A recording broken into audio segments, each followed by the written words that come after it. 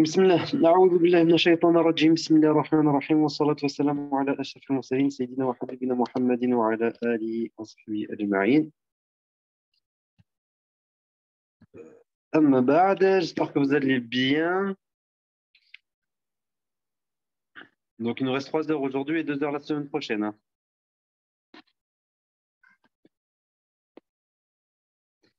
Inch'Allah. Donc aujourd'hui on finit le cours. Salam alaikum. Wa alaykoum salam, en fait, oui. 3 heures aujourd'hui? Non, il nous reste 3 heures. Une aujourd'hui et 2 la semaine prochaine. Ah, j'ai eu peur, je me suis dit, je n'étais pas au courant. Je t'ai dit qu'à minuit, là, t'étais pas prête. Pardon, désolé. Non, pas de souci. Je parle vite. Donc, il nous reste 3 heures au total, 1 heure aujourd'hui, de la semaine prochaine. La semaine prochaine, si on fait 20h, 22h, c'est bon? Je sais plus si on avait dit un horaire. Balsam, c'est toi qui gérais. Si on avait dit 19h30, 21h30 ou... On avait dit 19h30, je pense. Oui, c'est ça, 19h30, 21h30, il me semble. D'accord, mais je dis ça sans réfléchir parce qu'en fait, je finis le travail Marseille à 19h et j'ai 3/4 d'heure pour rentrer. Ah, bah, on va décaler alors, Inch'Allah. Donc, On préviendra dans le groupe. 20h, 22h, ça ne vous dérange pas.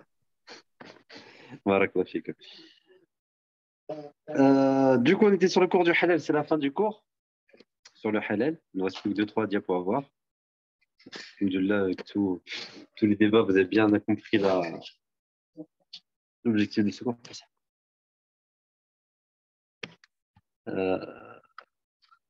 Et donc, on est dans une partie, plus c'est pur, plus c'est halal. Donc, tout ce qui nous reste à voir, vous avez tout compris depuis le début. On a vu que la dunya, si elle était souhaitée en tant que telle, c'était une erreur parce qu'elle était éphémère, qu'elle était vouée à disparaître.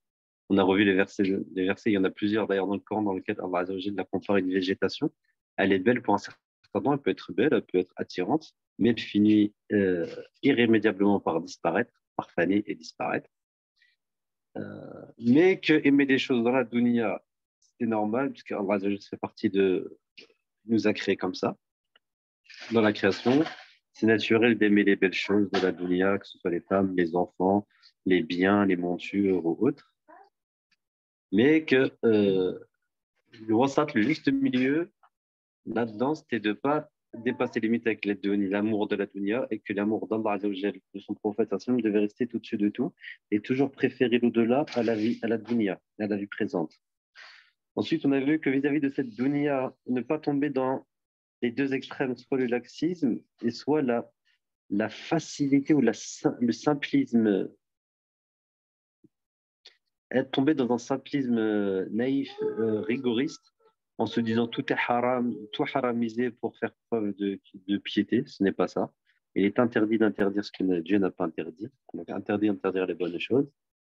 Et ensuite, on finit par voir que on avait vu avec l'exemple du prophète Ayoub et du prophète Daoud, que ce qu'il y a de mieux, c'est manger le travail de ses mains avec Daoud, et que quand c'est abondant, que ça ramène beaucoup de baraka, comme dans le cadre du prophète Ayoub alayhi salam, ou de Sulayman, il n'y avait pas de mal tant que c'est halal, tant que c'est dans un cadre licite. Bon, justement, le halal. Que le halal, tant que vous restez dans le cadre du halal, c'est que vous êtes dans un cadre dans lequel vous pouvez profiter. Ça va? Ça, c'est le résumé de tout ce qu'on a pu voir jusqu'à présent. Vous suivez? Vous êtes d'accord? C'est bien ce que vous avez compris?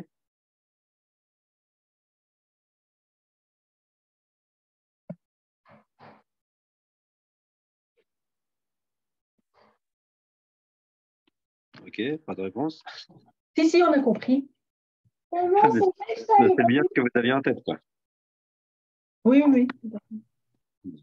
Donc aujourd'hui, tout simplement, pour finir, c'est qu'on fait les conditions du halal. Du coup, on a vu que halal, en fait, c'était consommé dans un certain cadre. Quand on est dans son cadre, on peut profiter pleinement, en toute sérénité, en toute tranquillité. C'est quoi ces conditions du halal? De la consommation, c'est que ce soit dans le cadre légal, licite. Halal, qui veut de base veut dire licite, c'est-à-dire que c'est autorisé par Allah Azza wa Jal. Je ne consomme pas de porc, je ne consomme pas d'alcool, de mauvaise nourriture. Encore 2 minutes, t'es sérieux? Allez, Amina, s'il te plaît. Je crois qu'il y a un micro oublié. Ah, désolé. Vraiment désolé. Bon, je sais ce que c'est de Et les enfants à côté, j'en ai un seul, alhamdoulilah, donc j'imagine que c'est un peu plus grand. Il n'y a pas de souci. Ouais, smahli, vraiment smahli. Non, non, il n'y a pas de souci, ne t'inquiète. Donc, première des conditions, que ce soit dans le cadre légal licite, reconnu licite par la religion. Et aussi, bien sûr, par l'État où vous vivez. Pas qu'il n'est pas en contradiction avec la religion. Qu'il n'y ait pas de gaspillage. Lorsqu'on parle de gaspillage, ce n'est pas simplement la nourriture qu'on jette, mais c'est aussi l'argent. Que, bien sûr, il ne faut pas que ce soit un gaspillage d'argent. Quelqu'un qui n'a pas beaucoup d'argent et dès qu'il a un peu d'argent, il va tout dépenser dans un gros restaurant qui coûte cher. Ou comme il y a une mode en ce moment dans les grandes villes d'aller dans les restaurants où, comme il s'appelle comment les Turcs, la Nesret, je crois, avec des morceaux de viande avec de l'or dessus. Donc, pas de gaspillage, quoi, ni argent, ni du temps. Votre temps, c'est le véritable capital dans la dunya qu'il faut faire fructifier, c'est le temps. Et la santé aussi. C'est deux choses. Il y a un hadith authentique rapporté par le Bukhari dans lequel le prophète sallallahu alayhi wa sallam dit Ni'matan maghbounun fihima kathirun minan nas as-sihhatu wal faragh. Il y a deux bienfaits dans lesquels beaucoup de gens sont perdants, n'arrivent pas à faire fructifier comme il se doit. Le temps libre et la santé. Donc, il ne faut pas gaspiller le temps, ni la santé, ni tout ce qui est de manière à être gaspillé de manière générale. Il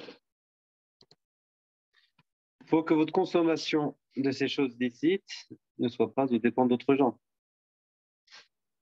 C'est-à-dire, c'est pas que vous, par exemple, vous êtes là, vous mangez à satiété et vous savez que votre voisin, bah, il n'a rien à se mettre sous la dent. Le prophète sallam, il est clair dans le sens d'un hadith que celui n'est pas véritablement croyant, celui qui dort le ventre plein alors que son voisin le ventre vide. Dans le sens du hadith, je n'ai plus le terme exact. Dans la petite anecdote, un jour, Omar ibn Khattab a rencontré quelqu'un donc dans les rues de Médine qui avait un bon embonpoint. Un bon embonpoint, un ventre un peu plus proéminent. Et quand Omar le voit, il comprend que c'est à cause de la nourriture, ce n'est pas une maladie, ou c'est pas morphologique, c'est vraiment qu'il avait grossi à cause de la nourriture. Il lui dit donc qu'est-ce que c'est que cela? Des façons de reprocher. Et cette personne lui répond c'est la baraka d'Allah. Yani, je viens, c'est la baraka. Il dit non, Omar dit non, parce qu'à l'époque de Omar, la famine c'était courante. Il dit non, ça c'est plutôt le droit de ton voisin que tu as mangé. Tu vas trop manger pour toi, tu n'as pas pensé aux autres. Donc voilà, consommer, c'est pas je pense qu'à moi et je laisse les autres dans la galère. Et encore pire, je profite de la galère des autres pour me mettre bien.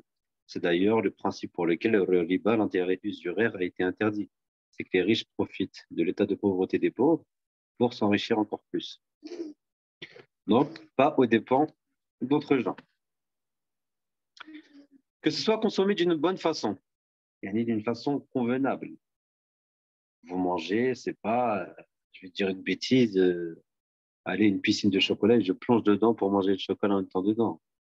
Que ce soit dans respect, le prophète sallam nous a appris, par exemple, si c'est en termes de nourriture, que pour manger, on mange bien, on dit bismillah, on mange ce qu'il y a devant nous, et avec tranquillité, tranquillement. Donc, pas de façon sauvage, ni quoi que ce soit, mais toujours dans une certaine éthique. Et quand ces quatre conditions sont réunies, alhamdulillah, là, quand vous respectez ces quatre conditions, vous pouvez y aller et vous pouvez consommer tant et autant et comme vous voulez de tout ce que vous voulez. Alhamdulillah, c'est le cadre du halal, tout ce qui est bon pour vous. Compris tout ça? Oui, merci. Oui, Vous avez compris, donc du coup, le halal, ce n'est pas qu'un cadre. C'est pas de dire oui, c'est halal, c'est halal, c'est haram. C'est comprendre que c'est tout un environnement. C'est quand il dit c'est halal, c'est que c'est pur, dans le sens que tu peux profiter. Allah Azza wa Jalla te permet de jouir, de profiter parce que c'est bon et ce n'est pas mauvais et tu peux y aller. Alhamdulillah. Ce qui est encore plus magnifique avec la religion, c'est que là, quand vous consommez comme ça, vous êtes serein. Vous avez la sérénité, la tranquillité de ce que vous consommez. Vous ne consommez pas d'alcool, de choses mauvaises. Vous ne consommez pas au dépend des gens. Vous ne consommez pas avec du gaspillage de façon sauvage et tout. Vous consommez de belles façons, d'une façon pure. Non seulement vous profitez, vous faites plaisir, mais en plus, vous avez la tranquillité du cœur. Et ça n'a pas de prix. Donc déjà, ça, c'est magnifique. Et l'islam, la religion, en fait, vous pousse à consommer comme ça. Quand on dit halal, c'est pas d'aller faire de la charcuterie remplie de VSM, mauvaise pour la santé, dire ça, c'est halal. Une bêtise où des gens, on pourrait carrément leur prendre des tranches de porc et dire halal dessus et ils diraient, ah, c'est halal, je le mange. Le halal, c'est pas ça, quoi. Le halal, c'est pas simplement un logo et vas-y, quoi. Le halal, c'est-à-dire toute une éthique derrière, une façon de penser et une spiritualité pour se dire, alhamdoulilah, je suis dans un cadre sain, bon, pur, et je mange quelque chose de sain, je consomme, je fais quelque chose de sain, de bon, de pur, d'une bonne façon qui est agréée par Allah Azza wa Jalla. Et donc déjà, ça c'est beau, c'est magnifique. Encore plus beau, c'est que si une intention sincère accompagne cette consommation, alors c'est une adoration. Allah Azza wa Jal, Allah Azza wa Jal vous donne des hasanats, vous récompense pour cela. Si vous dormez, vous allez dormir, vous avez prié l'Aïcha, vous êtes dans un bon cadre. Le soir, vous dormez avec l'intention de vous réveiller pour le Fajr, de vous reposer pour répondre à vos obligations de la journée, que ce soit du travail, que ce soit familial, que ce soit l'éducation des enfants, que ce soit d'aller aider une association, que ce soit de faire les prières à l'heure, d'apprendre de la science. Vous dormez avec cette intention en disant je vais me reposer, dormir pour être reposé, pour être en forme pour ces actes demain. Vous avez une bonne intention, vous dormez Allahumma bismika moutu wahida et les autres doigts qui sont connus. Vous dormez avec cela, toutes les heures que vous dormez, si vous dormez 6 heures, pendant 6 heures que vous dormez, ces 6 heures de sommeil sont comptées comme une ibadah, comme une adoration. Allah Azza wa Jalla vous donne des hasanats pour cela. Désolé, attendez. 2 petites secondes.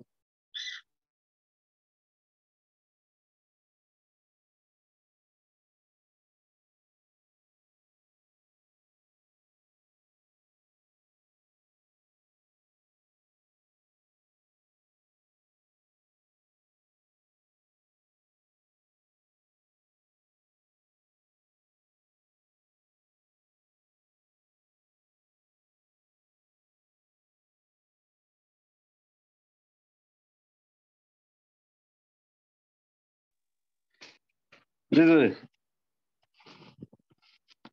Il n'y a pas que la mienne qui est turbulente. Il y en a d'autres. Comment? Il n'y a pas que la mienne qui est turbulente. Ah, j'ai pas dit qu'il est turbulent. C'est les enfants, ils sont pas turbulents, ils vivent une sakine, ils ont pas. On va pas dire qu'ils sont turbulents. C'est là, ils voulaient jouer, Miskin, il vient pour jouer parce que je suis rentré du Oui, je travail, sais. j'ai pris les cours direct. Après, alhamdoulilah, hafadhum, les enfants, les fassent bien grandir. Hanan, qu'est-ce que tu dis? Salam alaikum. Il faut mettre l'intention. Oui, bien sûr. Mais l'intention, c'est en pensant, justement. C'est dans la pensée qu'il y a l'intention. L'intention, c'est dans le cœur. C'est dans le cœur et dans l'esprit, quoi. C'est-à-dire, on le pense, quoi. Tu fais pas quelque chose sans l'avoir dans la pensée, sinon, c'est que tu n'avais pas l'intention. Donc, c'est exactement ça. Et donc, tout ce halal, et tout, quand vous mangez, du coup, pareil, la même chose. Je disais que si vous mangez, en disant que c'est pour vous profiter, pour pas tomber dans quelque chose de haram, pour renforcer votre corps, euh, euh, alors vous gagnez des hasanats. Vous êtes en train de manger, vous gagnez des hasanats. Question si je vais dormir sans y penser. Bah, si tu n'y as pas pensé, tu n'as pas mis d'intention. L'intention, c'est. Qu'est-ce que c'est que l'intention? Ça vient du cœur, c'est-à-dire que c'est la présence du cœur. Quand on dit les Arabes, les présences du cœur, c'est du cœur, mais aussi de l'esprit, du coup, de la pensée. Il faut que ce soit actif. Et c'est ça, d'ailleurs, lorsqu'on parle qu'il faut renouveler l'intention à chaque fois, c'est pour renouveler la concentration, que ce soit dans la pensée. Sinon, si on ne met pas la pensée, ça devient mécanique. Si c'est mécanique, il n'y a plus ce côté spirituel qui vient. Le côté spirituel, c'est de donner une dimension au-delà de l'acte matériel. Non, non, non. L'intention, c'est dans le cœur. C'est pas obligé de faire des doigts, vous pouvez faire des doigts, mais la seule intention qu'on fait à voix haute, obligatoirement, c'est celle qu'on fait le hajj ou la umrah. Ça s'appelle al-ihlal. Les autres, non, c'est l'intention. Là, vous êtes en cours, tout de suite, vous avez une intention. C'est que vous êtes en train d'apprendre. Là, une intention active, c'est oui, je vais apprendre pour m'approcher d'Allah Azza wa Jal, pour mieux connaître ma religion, pour bien la pratiquer, être en paix avec moi-même, pour mieux cheminer vers Allah Azza wa Jal. Vous n'avez pas besoin de le dire, pas besoin de faire une dua. Et c'est mieux de dire Bismillah, bien sûr. Bismillah, le prophète, c'est la sunna de dire dans tous les bons actes qui sont bons, c'est bien de dire Bismillah, ça justement, ça prouve que vous avez aussi, ça, Ça permet de, voilà, si vous préférez, de matérialiser l'intention par une parole. Vous n'avez pas besoin de dire, ouais, j'ai l'intention là de faire, de dormir pour être en forme. Ça, c'est dans votre esprit. Mais en allant lire, bah, bismillah. C'est ça, je fais. Dans le cadre d'Allah Azzawajal, donc bismillah, je demande à Allah Azzawajal que ce soit pour lui et qu'il m'accompagne à donner la réussite dans ce que je fais pour lui et qu'il l'accepte. Donc voilà, alhamdoulilah, c'est le bismillah qui est là. D'ailleurs, quand vous dites A'oudhu billahi minash shaitanir rajim, bismillahir rahmanir rahim, A'oudhu billahi minash shaitanir, vous demandez à Allah Azzawajal la protection contre le shaitan, c'est-à-dire la protection contre toute la désobéissance et toutes les maladies du cœur et tout ce qui est insouciance, rafla, d'être insouciant, de faire des actes de désobéissance, de faire des péchés, de transgresser ou d'avoir des maladies dans le cœur. Par cette formule, A'oudhu billah, vous demandez à Allah de délaisser tous ces mauvais actes. Et par la formule Bismillah, vous demandez à Allah de vous accepter et de vous aider à faire les bons actes. Donc, A'oudhu billah et minash shaitanir rajim pour délaisser les mauvais actes. Bismillah pour faire des bons actes. Donc, c'est vraiment des formules qui vous accompagnent.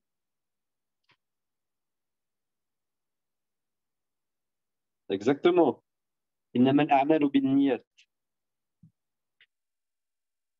Donc, si une intention sincère accompagne de consommation, alors c'est une adoration récompensée. Donc, vous avez compris, si vous avez une niya dans tout ce qui est halal, hein, je ne parle pas simplement de manger, dormir, simplement des exemples, quelqu'un qui joue au foot, s'il ne fait pas passer le sport, bien sûr, tout le halal, tout ce qui est halal, et tout ce qui est permis et les loisirs, s'il y a une bonne intention, ça peut aussi être récompensé, tant qu'on a dit dans le cadre légal, sans aucun gaspillage, soit consommé d'une bonne façon.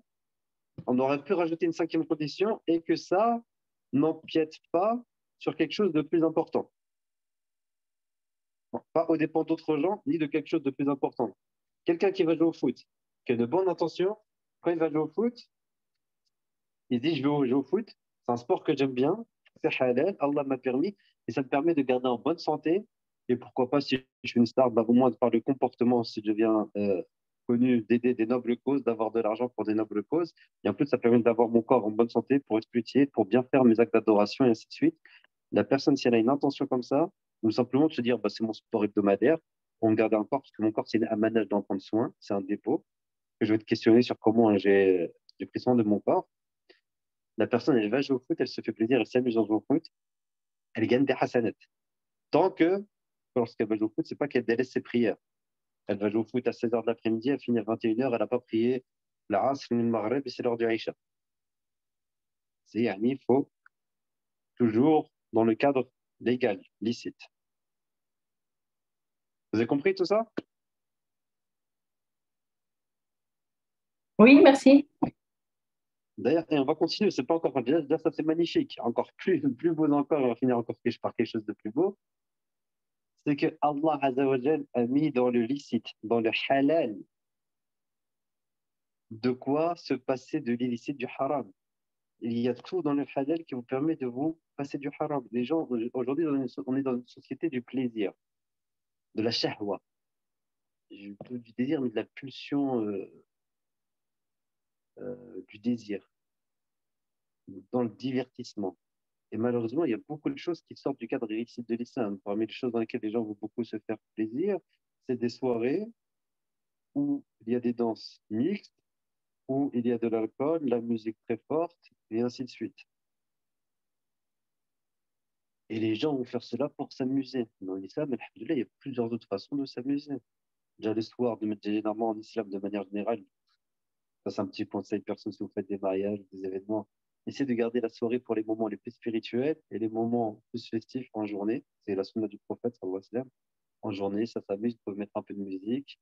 Donc, un mariage en journée, vous commencez avec un déjeuner. L'après-midi, les femmes de leur côté, elles mettent de la musique, elles dansent, les hommes s'y dansent, mais généralement, ils dansent pas entre eux. Et le soir, ça finit avec des adhkar, des doigts, une petite prière. Et là, vous aurez la baraka dans le mariage, Inch'Allah. Euh, non, non, Shafia, la consommation, donc le gaspillage, ce n'est pas vrai. C'est la consommation outre mesure qui dépasse les bornes qui est du gaspillage. Pour vivre, tu as besoin de consommer, de manger. Quand on dit consommer, c'est manger. Manger un pain, c'est consommer un pain, dans le sens général. Et on ne parle pas de la consommation, si tu veux dire la consommation capitaliste d'aujourd'hui. Oui, celle-là, oui.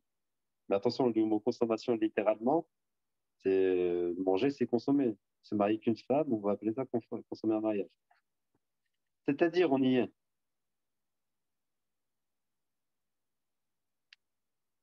Prends le micro, Chafia, que je te comprenne. Parce que les bouts de phrase, j'arrive pas à comprendre ce que tu veux dire.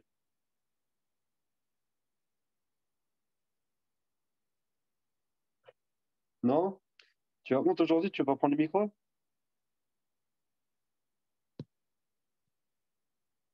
Ah, miskina.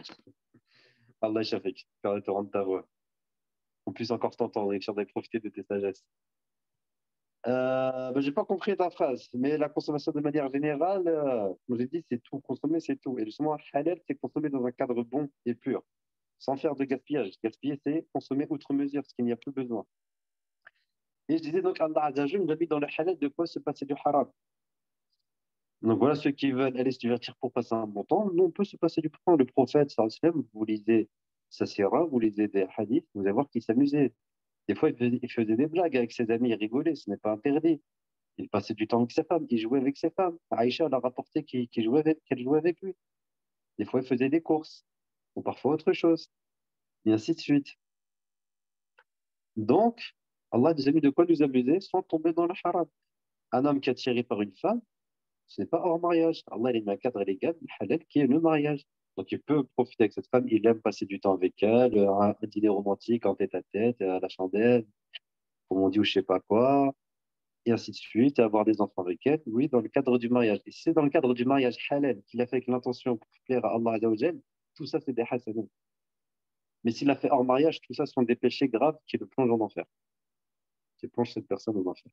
Donc Allah nous a mis dans le halal de quoi se passer du haram. Ça, c'est encore plus magnifique. Donc, pas besoin de fumer des cigarettes, consommer des drogues ou de l'alcool et de la musique et des fêtes sans aucune pudeur pour s'amuser. Allah a remplacé par ce qui est meilleur que tout cela et qui est bon, et vous êtes en toute tranquillité, sans que ça nous fasse de tort ni de mal. Et donc, le halal, on pourrait dire que c'est une consommation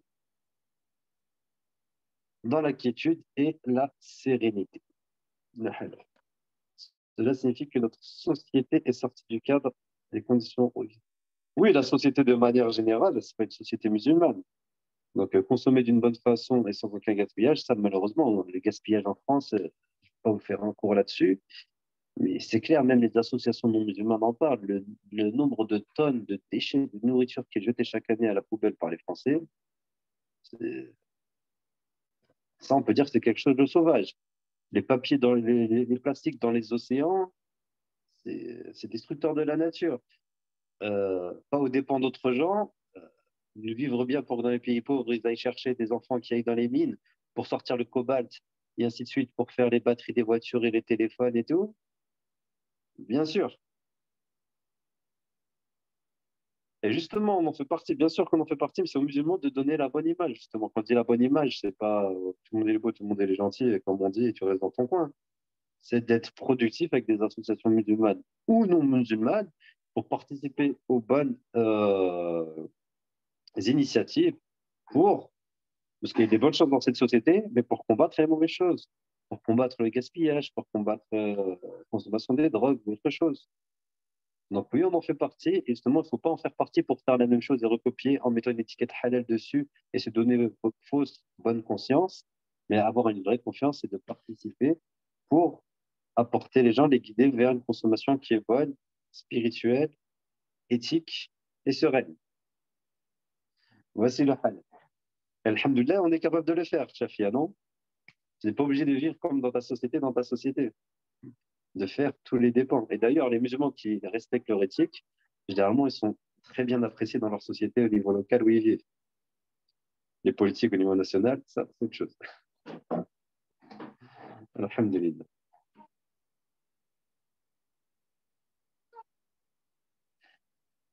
Donc, vous voyez, alhamdulillah, le halal, c'est vraiment un cadeau d'Allah Azzawajal incroyable, magnifique. Ah, plus que ça encore, le halal, c'est toujours pas fini.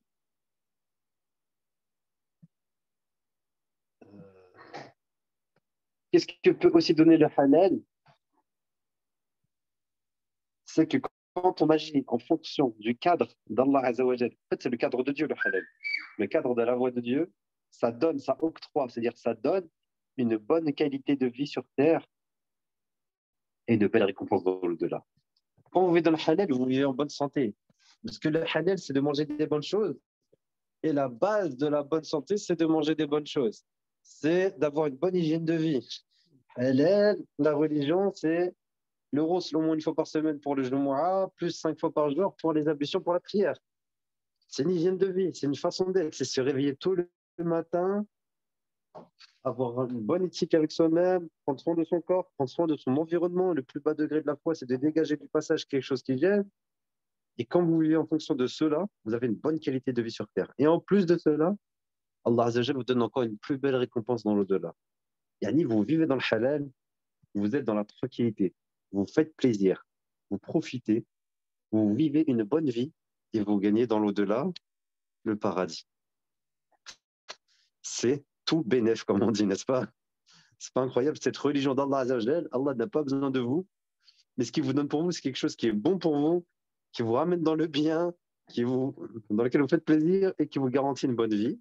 Et en plus de cela, parce que vous êtes fait plaisir, vous êtes mis bien pour vous-même, vous êtes fait du bien vous-même, Allah Azza wa Jalla vous dit, je vous rajoute encore du bien pour l'éternité dans l'au-delà. Subhanallah, n'est-elle pas magnifique cette religion? Et en ce sens, Allah Azza wa Jalla nous dit, من عمل منكم من ذكر أو أنثى وهو مؤمن. Quiconque, mâle ou femelle, fait une bonne œuvre parmi vous, tout en étant croyant, nous lui ferons vivre la nuhyiyannahu hayatan tayyiba, tayyiba. Nous lui ferons vivre une bonne vie et nous les récompenserons, certes en fonction des meilleures de leurs actions. Subhanallah. Surat An-Nahl, surat numéro 16, verset 97. Zéro réaction, ça va? Vous suivez un peu? Vous avez compris tout ça ou pas? Moi, je parle de ça, c'est la beauté de la religion, c'est subhanallah. Et Ousted, il faut le temps que ça rentre, hein. Comment? Je dis, quand tu dis, en fait, il faut le temps que ça rentre, en fait. Moi, personnellement, je peux pas dire Désolé. oui, j'ai compris, parce que quand tu dis un truc, il faut que ça fasse effet et que je comprenne et que je le médite. Donc, moi, je te dirai Désolé. jamais oui, oui, j'ai compris. Tu vois? J'enchaîne trop vite les informations, je passe trop vite d'un point à l'autre. Non, non. Les informations, toi, tu les dis correctement, mais moi, par exemple, il me faut le temps de les assimiler dans le sens où il faut que ma tête, elle comprenne, que mon cœur, il comprenne, tu vois, tout. Inch'Allah. Il faut que je Prends le le temps qu'il médite te et faudra. après, j'aurai compris. Alhamdulillah, prends le temps qu'il te faudra, là, Inch'Allah. Barakallahu fik. Mais au moins, c'est compris, Bada, le propos. Ouais, alhamdoulilah. Alhamdulillah. Et là, qu'est-ce qui va se passer à la fin du mois, là, pour finir? Je passe du coq à l'âme, on me le dit souvent, mais pas grave.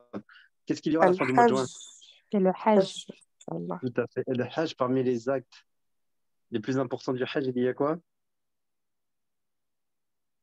Arafat, Il y a Arafat. Ensuite, il y a aussi quoi? le sacrifice. Il y a le sacrifice. C'est Quand pas vous pensez ça. Hajj, vous pensez quoi aussi? Tout La ça, ça fait fête. partie. Non, le Hajj, ils ne font pas la fête au Hajj, sur place.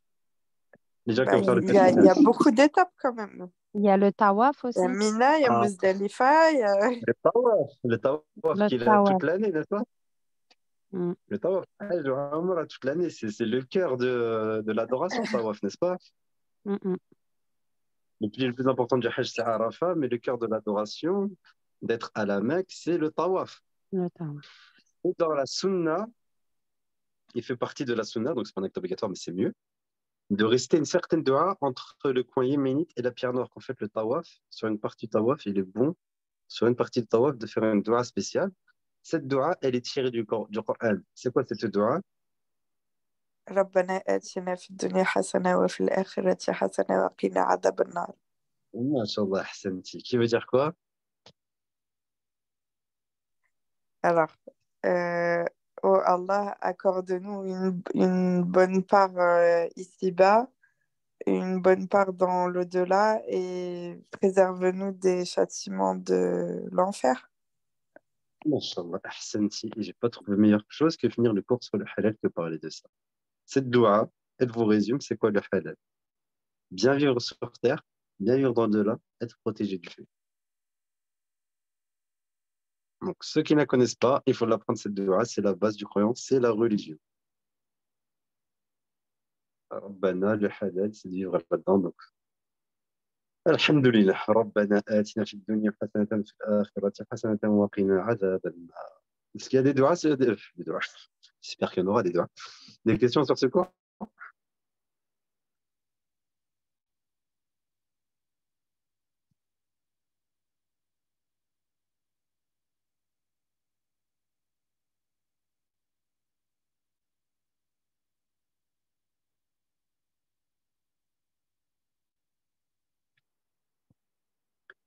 Alhamdulillah, s'il n'y a pas de questions, tout est compris, j'espère.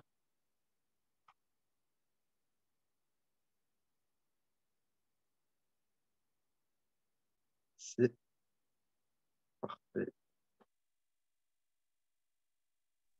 Bah, moi, je dirais que ce que je viens d'entendre, ça remet un petit peu notre vie en question, tu vois, Ousted. C'est-à-dire, C'est-à-dire que on a peut-être un mode de vie qui nous convient, mais dans le fond, je veux dire, on doit gratter plus loin pour savoir si tout ce qu'on fait, tout ce qu'on a acquis et tout ce qu'on va acquérir est halal. oui, Tu bah, vois, c'est exactement ça. tu peux dire que par exemple, moi, ça m'interpelle quand tu dis, on- euh, par exemple, moi, mon époux, je vais dire, par exemple, sans raconter ma vie privée, mais je vais te dire un exemple. Par exemple, moi, mon époux, il travaille. Il travaille, donc son argent, il est halal. Oui, tout à fait. Mais, mais tu vois, par exemple, je me dis, si ces horaires, elles dépassent un certain... J'ai pas pensé que même le temps, est-ce que le temps que tu mets dans ton travail, est-ce que c'est correct? Est-ce que c'est halal? Par exemple, si tu Alors, dépasses... oui, mais Tu vois ce justement, que là, je veux dire? subhanallah, tu as donné le thème du prochain cours. C'est pas la première fois que je fais ça en plus. C'est vrai? Ouais, Ouais, ouais, subhanallah. ouais. Et tu C'est vois, ce qu'on moi, je me appelle. remets en question parce que je me dis, t'as beau dire, ouais, j'ai un job halal, mais dans le fond, si tu craques le sac dans les horaires et que tu donnes pas ton temps à ta famille, par exemple, hein, c'est une supposition. Est-ce que ton travail, dans ce cas-là, il est halal? Alors, on va parler du travail, l'importance du travail. Le Mais pour répondre à travail, ta question, parce que je crois que je ne l'ai pas mis dedans, ouais. pour Ou répondre dans à le ta sens question. inverse. Dans le sens inverse, par exemple, un époux, une épouse qui fait une activité, que ce soit un travail ou dans le bénévolat, mais qu'en fait, il ne donne pas son haq de question temps. Le temps qu'il passe dans cette activité, il ne le donne pas dans une autre. Est-ce que ça remet en Bah, c'est question exactement la ça. En fait, halal attitude de son boulot, quoi? non, non, mais tu as tout à fait raison. C'est l'équilibre. L'islam, c'est une religion qu'on parle du juste milieu. Si on parle du juste milieu, c'est que c'est un équilibre. Voilà. Donc moi, ça me remet Et tout en Allah Azza question wa parce Jal nous dit au que début de Surat Ar-Rahman, tout à fait. Donc, voilà. وأقيموا الوزن بالقسط ولا تخسروا في الميزان. Et accomplissez, mettez bien la balance, mesurez bien que la balance, et ne faites pas perdre d'un côté la balance, ne trichez pas dans la balance. Ici, c'est pas que la balance, quand les exégètes, ils parlent, c'est pas que de la balance des pommes de terre Mm, mm. et des légumes, quoi. C'est la balance de tout, en fait, de vos actions, de ce que vous faites. Bah oui, et Et même, surtout, la plus grande des balances, c'est la balance de Yom Qiyamah. même un autre sujet qui a rien à voir avec celui-là, entre guillemets, on mange à sa faim, mais c'est vrai, qu'est-ce que j'en sais que mon voisin de trois portes au-dessus, il mange à sa faim? Je sais pas, Ousted, je sais pas. Donc, est-ce que, tu vois, maintenant, je me remets en question dans plein de choses. Ah, Je bah, me remets en question dans plein le, de choses. le musulman, en fait, c'est la remise en question, c'est le travail de toute la vie du musulman. Il ne peut pas arriver un jour.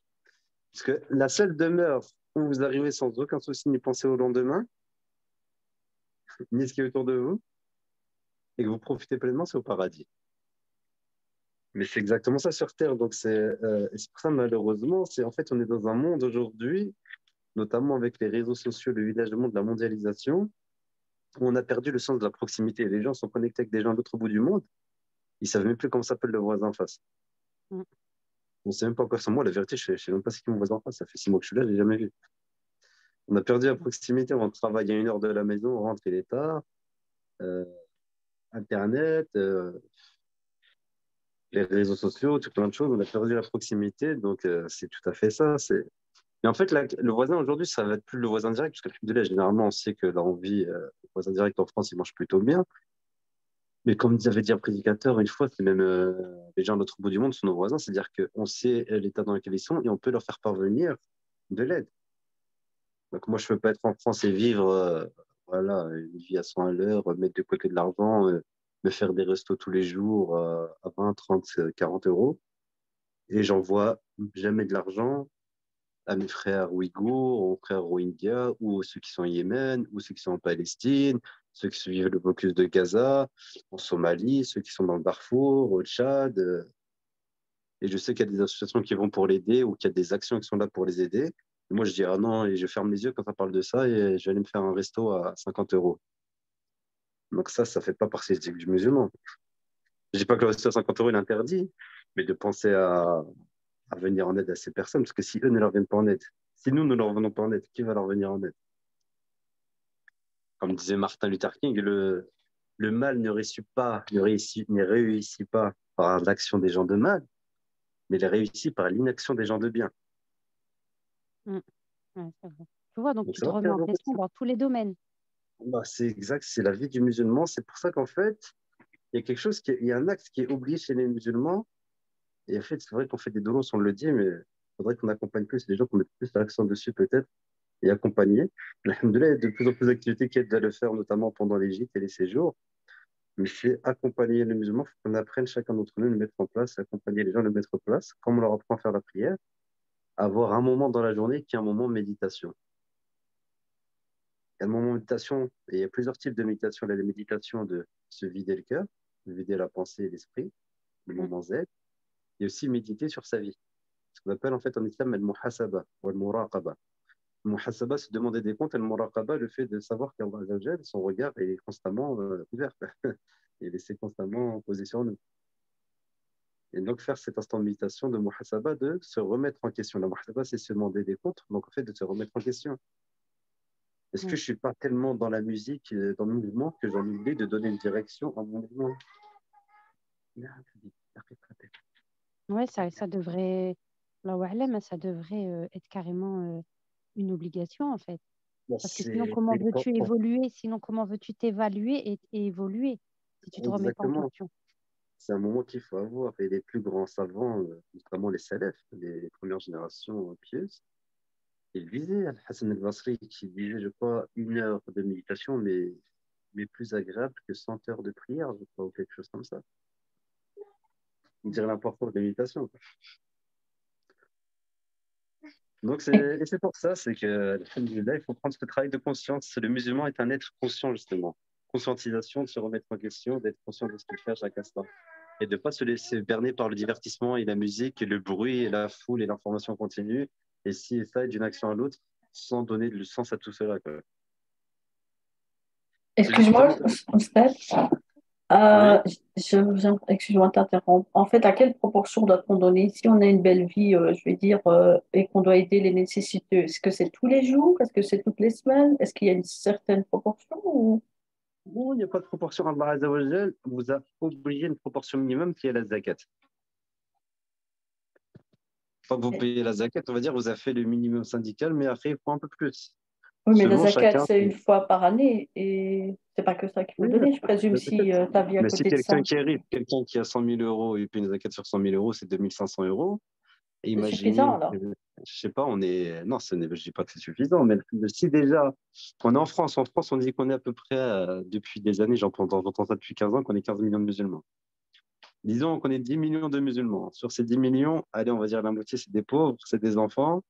Ne serait-ce que 2 millions de musulmans payent la zakat. Une zakat, sans aller trop loin, hein, on va dire en moyenne 500 euros par personne, ça fait 1 milliard d'euros par an de zakat, récolté par les musulmans que de France. Est-ce qu'avec ces 1 milliard d'euros de zakat, on n'aurait pas été capable de mener des projets pour finir la pauvreté dans certains pays d'Afrique, pour venir en aide aux frères de Gaza, leur faire développer des nouvelles techniques d'agriculture et de vivre dans les conditions difficiles dans lesquelles ils sont, d'aider les enfants du Yémen, des enfants de Somalie, les enfants qui souffrent de la sécheresse en Somalie, de la famine, leur développer avec 1 milliard d'euros. Dans ces 1 milliard d'euros, tu prends 1 million d'euros, tu développes des usines de désalinisation d'eau de mer et des techniques d'agriculture. Mais ça, chaque année. Excusez-moi. Pardon, excusez-moi, juste une question. Salam alaikum, barakallahu fik pour Mais pourquoi Africain, on va aussi loin en Afrique ou au Yémen quand en France, il y a des sœurs, il y a des frères qui sont en difficulté? Parce que moi, bien j'entends sûr. souvent dire, oui, J'allais tiens, on y va faire venir. un puits. Pardon. J'allais y venir. C'est qu'il y a les deux, en fait. Il y a de tout. Ouais. C'est Non, comme mais la parce question des que c'est proportions. vrai, on oublie D'ailleurs, tout le l'aide la temps zakat, les frères et les sœurs qui sont en France et on dit, exactement. bah oui, il y a les aides sociaux, il y a ceci et cela. Ben non, ils ont besoin de nos aides à nous avant de En s'adresser fait, aux il y aides a de tout. catholiques, chrétiens et tout ça. Enfin, je m'excuse, hein, Exactement. pardon. Non, non, c'est une très bonne raison. Et j'allais y venir, parce que j'allais dire, je n'ai pas fini mon propos sur la zakat, parce que dans la zakat, j'ai dit qu'il y avait 1 milliard, si seulement on faisait 1 million pour cela. Et les premiers qui ayant droit à la zakat, c'est ceux qui vivent d'abord dans votre zone géographique. Quand vous donnez la zakat, c'est d'abord au niveau local. Et ensuite, on va loin. Mais pourquoi je parle de ces gens-là? Parce qu'en termes de quantité de besoins, ils sont beaucoup plus nombreux. Et c'est une grande part de la communauté musulmane. Mais bien sûr qu'il ne faut pas oublier ceux qui sont en France, ceux qui sont chez nous. Et d'ailleurs, c'est un débat que j'ai souvent, même avec certains proches, leur disant moi-même, n'oubliez pas ceux qui sont en France. Et ils me disent, ouais, mais en France, il y a beaucoup d'aides. Je leur dis, mais des fois, ça ne suffit pas, les aides. Des fois, des gens sont dans une situation de désespoir et d'autres qui ont besoin de cela. Et justement, tu aides une personne en France qui est dans le besoin. Si dans 5 ans, elle a réussi à sortir du besoin, elle devient riche beaucoup plus rapidement et peut être à son tour, elle aussi, productive et aider les autres en Tout à fait. s'enrichissant. Donc, oui, il ne faut pas oublier tout le monde. Et ça, c'est seulement la question des proportions. C'est une question difficile pour celle qui était dite avant. Donc, vous avez le droit de profiter, comme on l'a dit, il y a des prophètes qui étaient riches, il y a des compagnons qui étaient riches. Euh, mais dans les compagnons, n'oubliez jamais de donner la zakat et des sadaqat aux gens. Donc, comment dire, quelqu'un qui vit avec 1500 euros par mois, il donne 100 euros de sadaqat, c'est très bien. Ces 100 euros valent plus que quelqu'un qui touche 3000 euros par mois et qui donne 100 euros. Sachant qu'il y a des charges fixes à chacune et tout, que 3000 euros, tu ne vis pas 3 fois, mais beaucoup plus que 3 fois mieux que celui qui vit à 1500 euros par mois. Donc, en fait, ça dépend, c'est du bon sens au final. Mais alors, la proportion, c'est quoi? C'est tu gagnes 3000, tu donnes 200, tu gagnes 3000, tu donnes 500, c'est quoi? Non, Mais oui, ça c'est dépend. vrai. Je sais pas, si tu donnes 3000, mais que tu as une dette qui traîne, que tu es en train de construire une maison, que ça se trouve, tu es responsable de mosquée ou autre, et l'autre à côté donne 3000, je peux pas donner un chiffre 3000, tu donnes tant. Oui, bien sûr. Mais Ça dépend c'est du pour ça, reste c'est du pour. bénéfice que tu as à la fin du mois. Si à la fin du mois, tu arrives à te mettre 1000 euros de côté, je peux donner. La zakat, elle vous donne une Ah bonne part, oui. 2,5%. Donc, je sais pas Donc, s'il si te en reste fin de beaucoup, mois, tu dois donner beaucoup plus, c'est ça? bah, exactement, c'est ça, vous n'avez pas les mêmes besoins. Steph, j'ai une question. Je m'excuse. Pas de souci. Euh, oui, à l'époque du prophète, alayhi salatu wassalam, il y avait Khazin al-Muslimin qui fête pour les veuves, les femmes divorcées, les vieillards. Enfin, il y avait Khazin al-Muslimin. À notre époque, alhamdoulilah, il y a les mosquées. Mais j'entends souvent que les mosquées, ils commencent d'abord par al-amilina alayha, c'est-à-dire la distribution entre eux. Et après, ben, ils suivent les étapes après. Que dans le C'est pas ce Coran, que j'entends les mosquées. Je sais pas tu es où, mais justement, malheureusement, les gens croient que les musulmans croient que les mosquées n'ont pas le droit à la zakat. oui, mais malheureusement, subhanallah, la majorité des musulmans, ils donnent à la mosquée. Et la En fait, mosquée, elle fait bah, après la distribution. Et la mosquée, quand elle fait la distribution, euh, subhanallah, quand on lit dans le Coran, les versets, ils commencent par étapes, c'est-à-dire al-fuqara ou al-masakin ou ibn sabil, et il y a l'amilin alayha, ils arrivent à la fin. Non, il y a une mais divergence. Ouais, dans mais il le y a une divergence. Non, elle n'est pas tout à la fin. Il y a une divergence dans le fiqh, à savoir est-ce que c'est dans l'ordre d'importance ou pas. Est-ce qu'il faut d'abord donner aux masakin et ensuite aux autres, ou est-ce qu'il faut donner à part égale? Les savants diverger là-dessus, dans le détail. Mais tu mais as alors, raison dans le pourquoi on sens commence où. d'abord à Mais l'amilina tu as alayha? raison. Moi, je ne sais pas qui compte Amin alayha, parce qu'il ne peut pas y avoir de Amin alayha s'il n'y a pas déjà le L'amilina alayha, c'est alayha. ceux qui ramassent, c'est ceux qui Qui- récoltent la zakat. Perso, moi, ceux que j'ai rencontrés, ils prenaient pas de. Je connais les mosquées que j'ai vues, moi, ils ne prennent pas de part pour elles. Les mosquées que j'ai rencontrées, celles que je fréquente. Donc, je n'ai Alhamdulillah. pas entendu de Amin alayha. Alhamdulillah que Après, je c'est ne pas connais toutes pas les le mosquées détail. qui pratiquent la même. Mais ce que je Mais veux dire, c'est que. malheureusement, c'est parce qu'il n'y a pas de bonne. En fait, pour répondre à ta question, chère sœur, c'est qu'il n'y a pas de véritable institution. De là, il commence à y avoir des projets. Il y a notamment Zakat France avec Cheikh Mohamed Inta, où ils essayent de mettre une institution de la zakat viable, qui marche bien, qui fonctionne bien, qui redistribue bien avec intelligence. Mais vu qu'il n'y a personne, les mosquées, on peut critiquer ce qu'ils font, mais sans critiquer le fond. Parce que le fond, ce qu'ils Non, je font, c'est comme critique tu pas. dis. Je critique pas. Oui, non, Celle, non, mais c'est je aussi quand critique je pas. parle de Non, non, non. critique, c'est pas que la critique mauvaise. C'est une C'est conclusion. C'est-à-dire, ce que c'est je l'analyse. remarque, est-ce que C'est oui, tu as raison, mais c'est que malheureusement, ces gens traditionnellement qui sont dans les mosquées, c'est en France et en Belgique, c'est que c'est des anciens qui n'avaient pas tout le temps des formations religieuses. C'est les papas qui se sont mis d'accord. À l'époque, ils disaient qu'il y avait une mosquée parce qu'il fallait préserver la spiritualité et l'identité religieuse de leurs enfants. Donc, ils se sont mis entre eux. Ils ont dit, bah, il faut une association, il faut un président, et voilà, et faire une mosquée. Mais ce pas des gens qui avaient, on va dire, un diplôme avec des hauts niveaux intellectuels parfois. Et ils ont bricolé. Parfois, ils se sont dit, oui, mais il y a la zakat. La zakat, on fait comment? Ils vont aller voir au bled où ils appellent un cheikh. Tiens, j'ai la zakat, je fais comment? Leur cheikh, il ne connaît pas, donc lui, il répond parce qu'il ne connaît pas exactement la situation. Il leur donne des grandes orientations. Et eux font leur effort et font sur les grandes orientations. Donc, des fois, ça arrive au bricolage. Donc, mais la zakat, en vérité, comme tu as dit, traditionnellement, c'est que c'est une institution. À l'époque, c'est l'État musulman. Normalement, dans un pays musulman, c'est l'État musulman qui gère la zakat. En France, on n'a pas d'État musulman, donc il faut qu'il y ait des bonnes institutions. Et moi, notamment, j'encourage à donner la zakat à l'institution Zakat France, dirigée par Cheikh Mohamed Mita. C'est un cheikh dont on ne doute pas de l'intégrité morale et de la compétence intellectuelle et scientifique. Donc moi, personnellement, je paye ma zakat à Zakat France de Cheikh Mohamed Mita. Parce que j'espère à l'avenir que cette institution devienne vraiment nationale, prenne de l'ampleur et puisse avoir un maximum de zakat.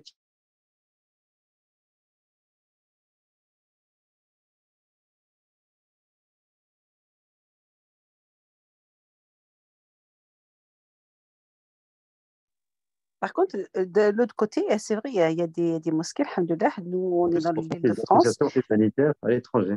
Comment? Je dis, d'un autre côté, il y a des mosquées, alhamdoulilah, qui font les recherches des gens qui sont dans la difficulté et ils font la distribution. Alhamdoulilah, alhamdoulilah. Il y a d'un côté et à l'autre côté. Il y a les deux côtés, alhamdoulilah. C'est pour ça que moi, j'essaie de comprendre ceux qui pratiquent cette manière-là, pourquoi. Oui, Pourquoi après, ils la pratiquent comme ça, vous voyez? au cas par cas, le pourquoi, c'est comme dire des musulmans qui n'ont pas le sens des priorités, des musulmans qui font des péchés. Au cas par cas, je ne peux pas donner de réponse générale. Moi, je donne la réponse générale, c'est qu'il y a des gens parfois qui ne sont pas formés, qui n'ont pas le sens des priorités, qui n'ont pas cette vue transcendante ou au-delà. Donc, il peut y avoir qu'il y ait des mosquées comme ça. Mais ce que moi j'appelle pour répondre à ta question, c'est d'aller aider des institutions comme Zakat France. Donc, comme je vous dis, Cheikh Mohamed Mita, ce n'est pas n'importe qui. C'est vraiment parmi les personnes les plus savantes de France, dont spirituellement, il respire la spiritualité, qui est très modeste, humble, qui est vraiment digne de confiance et qui a mis en place un projet bénéfique, Zakat France. Moi, j'ai commencé à payer ma zakat à eux et sans me rendre compte, en fait, en parlant avec une mosquée un jour dans un village qui était en galère, je leur ai dit, mais pourquoi vous ne les contactez pas? Et en fait, il m'a dit, bah si, alhamdoulilah, ils les avaient aidés à hauteur de 20 000 euros. Ce qui fait que la mosquée avait pu survivre et aujourd'hui, c'est devenu un beau centre culturel dans une petite ville de France. Donc, alhamdoulilah, il y a des beaux projets. Il y aura Mais toujours des c'est pas ratés, connu, des parce que moi, c'est musulmans. la première fois que j'entends parler de cette association. Je Et ne c'est ce que connais je leur ai pas. dit. C'est... Même leur site internet, l'année dernière, je leur ai envoyé un mail, puisque leur site internet, il avait des informations d'il y a 2 ans. Malheureusement, on pêche dans la communauté encore. Mais ça s'améliore. Ça s'améliore, alhamdoulilah. D'autres questions? Hanan, je vois que tu as ouvert ton micro. Ou Najat, qui a ouvert son micro. Les associations, donc c'est pareil, c'est la même valeur pour les zakat que tu donnes dans des associations culturelles où on pratique enfin, la lecture du Coran ou que tu donnes aux nécessiteux, ça Non, a la la même zakat, valeur. attention. La zakat, c'est, comme la sœur l'avait très bien dit, c'est qu'il y a 8 catégories qui sont mentionnées dans le Coran.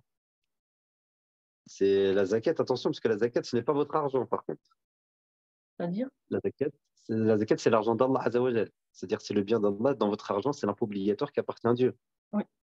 C'est-à-dire, c'est pas, quand vous donnez la zakat à quelqu'un, c'est pas oui, j'ai donné mon argent là, j'ai donné ma zakat ici, mais la zakat, c'est l'argent d'Allah Azzawajal qui ne m'appartient plus. Donc, c'est pour ça. Après, il y a les sadaqat et la zakat. Donc, c'est pour ça que c'est très clairement délimité. Il y a 8 catégories. Il y a une catégorie qui ouvre le champ, c'est dans le chantier d'Allah Azzawajal, fi sabilillah. Il y en a qui ont cru que ça, c'était que le djihad. Mais en vérité, Fisabilillah, c'est tous les projets qui aident à maintenir la religion, qui ont pour intérêt l'intérêt commun des musulmans. Ah oui, ok. C'est-à-dire C'est tous les centres comment? qui construisent des projets culturels, éducatifs pour transmettre la religion, c'est ça que tu veux dire?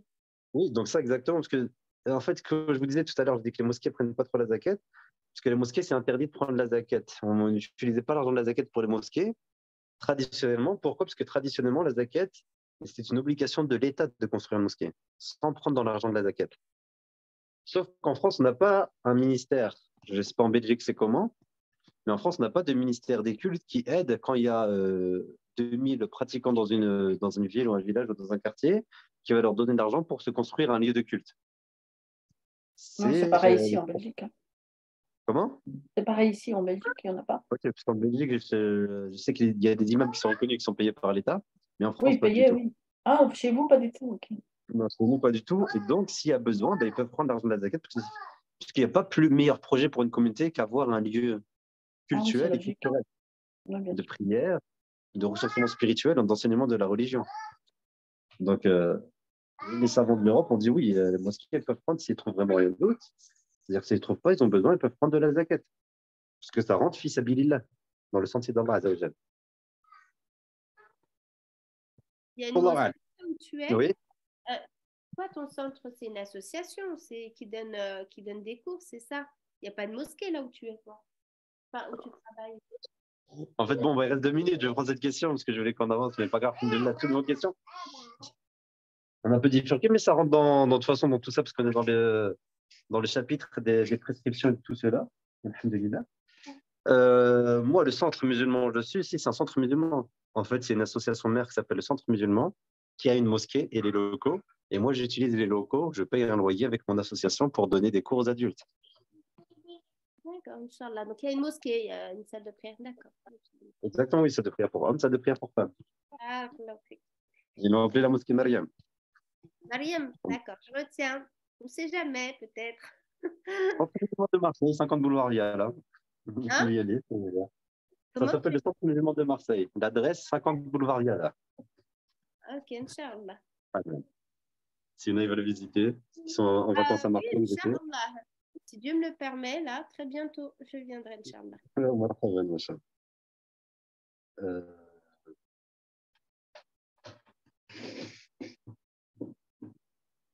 Ah bah voilà, Chafia nous a donné les informations sur Zakat France. Et d'ailleurs, bah, Chafia, elle aussi, elle soutient la cause des Palestiniens, je crois. Donc, si tu veux me dire que... Ah non, tu n'as plus de voix, mesquine. Mais la prochaine fois, Inch'Allah, tu pourras nous dire, par exemple, c'est des actions qui sont menées pour aider nos frères dans le monde entier. Et si vous êtes à la recherche d'une association, parce que c'est la fin du cours, très sérieuse, qui travaille très bien dans l'humanitaire, il y a une association qui s'appelle Sourire d'Orphelin, dont je connais personnellement le président, qui sont très sérieux, qui ont fait, ça fait que même pas 4 ou 5 ans qu'elle est montée cette association, et qui ont déjà fait plusieurs milliers de puits dans le monde musulman, que ce soit aussi au Sri Lanka, en Somalie, au Niger. Et, Inch'Allah, et quand ils font un puits, ils s'engagent à gérer la maintenance du puits pendant au moins 5 ans. Donc c'est vraiment très sérieux, Machallah. Et d'ailleurs, pour le Eid aussi, s'il y en a qui veulent... Ah bah Daoud, voilà, c'est exactement ça, Machallah, c'est le frère Daoud. Donc voilà, s'il y en a qui veulent aider, une association très sérieuse, mais alhamdoulilah, il y en a plusieurs. Hein.